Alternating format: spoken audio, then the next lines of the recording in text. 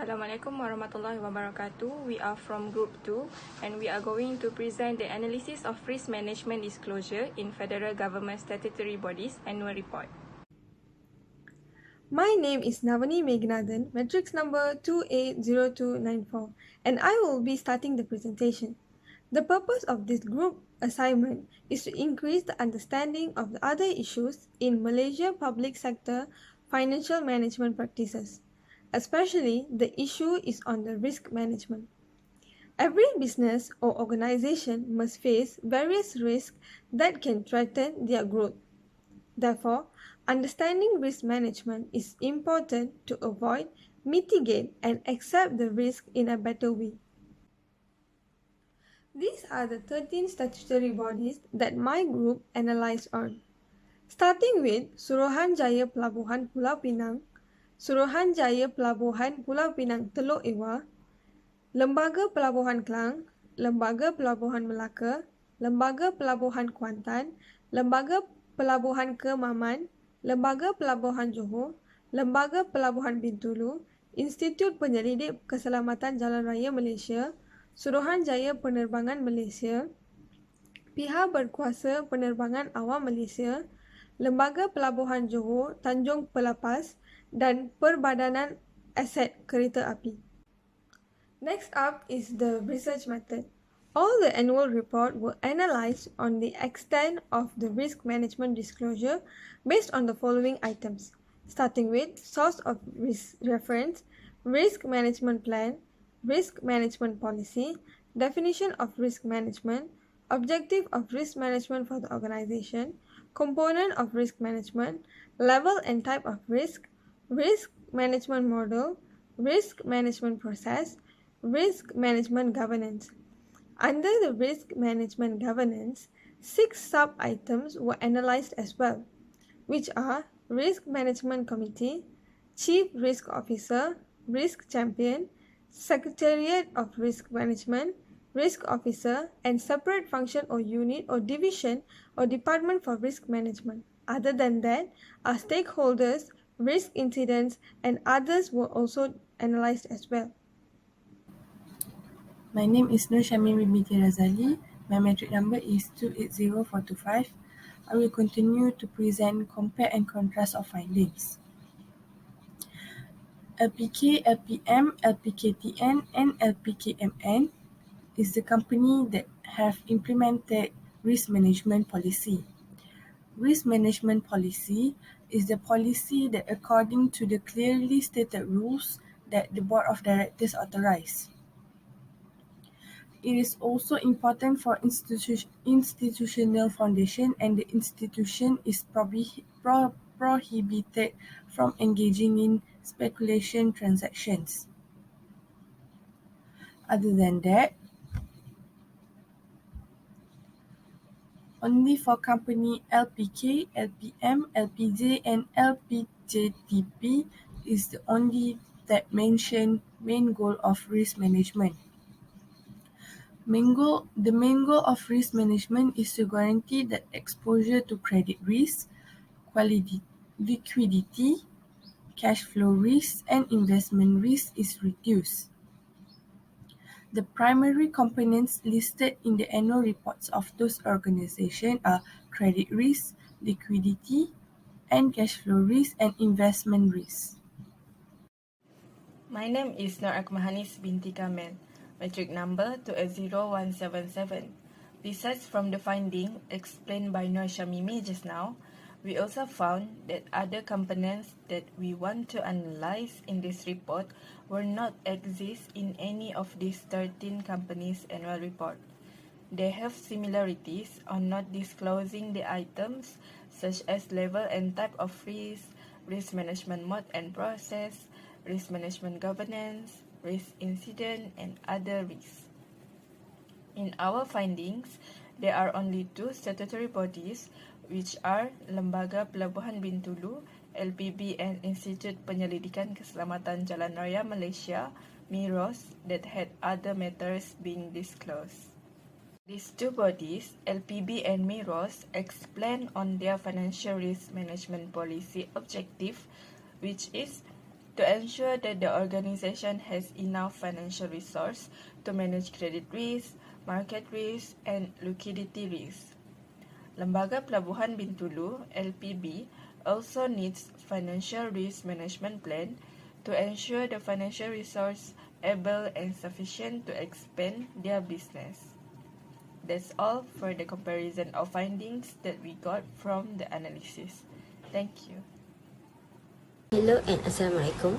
My name is SHAZWANI binti ANWAR. My number matric is 280449. I will present about the disclosure of the risk of the statutory bodies. The first statutory body is MEFCOM. MEFCOM stands for Malaysian Aviation Commission. MEFCOM is an independent entity to regulate economic and commercial matters related to civil aviation in Malaysia, and they were established on 1 March 2016 under the Malaysian Aviation Commission Act 2015, Act 771. There are no disclosure about the risks that are required in the Excel, which is source of reference, risk management plan, risk management policy, definition, objective and component of risk management, level and type of risk, risk management of model, process and governance, stakeholders, and risk incident in the annual report of 2020. Next statutory body is SPPP, which stands for Suruhanjaya Pelabuhan Pulau Pinang.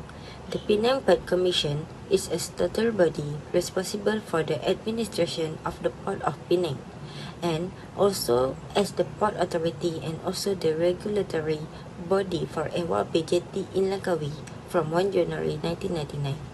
However, there is also no disclosure regarding the source of reference, risk management plan, risk management policy, definition, objective and component of risk management, level and type of risk management of model, process and governance, stakeholders, and risk incident. Next is LPK, which is Lembaga Pelabuhan Kelang or Port Kelang Authority. LPK is a statutory body established on 1 July 1963 to take over the administration of Kelang Port from Malayan Railway. In the annual report of 2020, there are disclosure about the risk management policy, objective of risk management for the organisation, and component of risk management. That's all from me. Thank you. My name is SOFIA binti SYARANEE, matric number 280493, and I'll be presenting Lembaga Pelabuhan Melaka (LPM). There are a disclosure regarding the risk management policy, the objective of risk management, and the components of the risk management. Their objective is to ensure that the source of capital is sufficient for the development and to manage credit risk, foreign exchange risk, interest rate risk, and cash flow risk. As for Lembaga Pelabuhan Kuantan, there is a disclosure regarding the risk management policy, which is for managing credit risk, liquidity risk, cash flow risk, and investment risk. Next, for Suruhanjaya Pelabuhan Pulau Pinang Teluk Ewa, there is no disclosure for source of reference, risk management plan, risk management policy, definition, objective and components, level and type of risk, risk management model, process and governance, stakeholders and risk incidents. However, the body did mention about their financial risk management and a tiny spot in their report which is related to the interest rate risk, credit risk, market risk, and liquidity and cash flow risk. That's all from me. Thank you. Next, I will continue the presentation. Hello and good morning, everyone. My name is NURUL and AMIRAH binti Muhammad BAHANDI, and my matric number is 280191. So, I will tell you the next status body, which is LPKMN, as known as Lembaga Pelabuhan Kemaman. They have implemented the risk for management policy, which is the authorized party, which is the board of directors of LPKMN, are prohibited from engaging in speculative transactions. It is due to that the risk management policy is very important to ensure that all the risk is being controlled and supervised to avoid any loss for the entity in the future. The next statutory body, which is LPJ and LPJTP. LPJ is known as Lembaga Pelabuhan Johor, and LPJTP is Lembaga Pelabuhan Johor Tanjung Pelepas. They have the similarities, which is LPJTP is the subsidiary of LPJ. Therefore, in their annual report, there is the disclosure for source of reference, risk management plan, risk management policy, definition, objective and component of risk management, level and type of risk, risk management of model, process and governance, stakeholder, risk incident, and other matters. This is due to their main goal for the risk management are to guarantee that exposure to credit risk, liquidity, and cash flow risk and investment risk is reduced. The similarity between these three statutory bodies, which is they do not disclose the definition of risk management that should be defined in their annual report. That's all from me. I will pass to the next presenter. Good day, Doctor. My name is SHAKKTHI, anak perempuan M. Kumran. My matrix number is 280505. So the first statutory body that I'll be explaining is about Lembaga Pelabuhan Bintulu.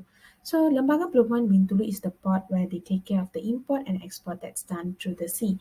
So as for this, there were no disclosure in the year of 2020 for the source of reference, risk management plan, risk management policy, definition of risk management objective and component of risk management, level and type of risk, risk management model, process and governance, and also stakeholders and also the risk incident. However, there were other matters which the financial risk management that policy that were implemented and disclosed in the annual report of LPB in the year 2020.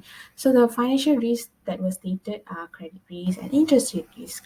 And then we have Perbadanan Aset Kereta Api, which is a huge system that take care of the railway transport system in Malaysia. So we took the 2017 report. This is because that was the latest report that was in the portal of PAK.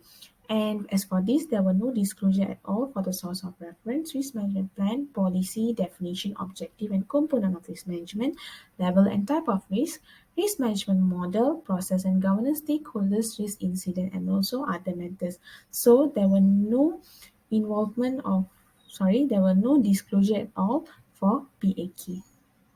Next statutory body is the MIROS, or known as Malaysian Institute of Road Safety Research. So they mainly take care or ensure about the road safety, and they have the wider knowledge of the road safety as well.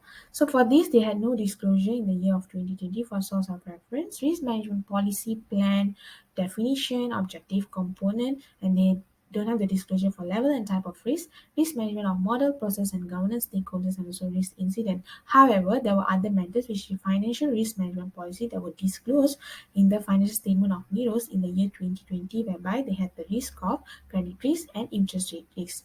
Next is CAAM, which is stand for Civil Aviation Authority of Malaysia, where they take care of the development of aviation in our country. So as for this, there were no annual report as they were restricted with password, so we couldn't identify the disclosure for this company. So that's all from me. Thank you. Good day to Doctor and all. I am VISNAAVI KANNUCHAMY and my metric number is 280387. In this video, I am going to present about the limitations that we have faced during completing this assignment. So there are two main limitations that I have identified here.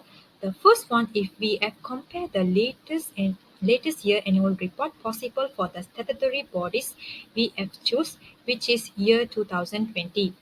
Even though we are now entering in 2023, but actually we refer to the annual reports for the year 2020.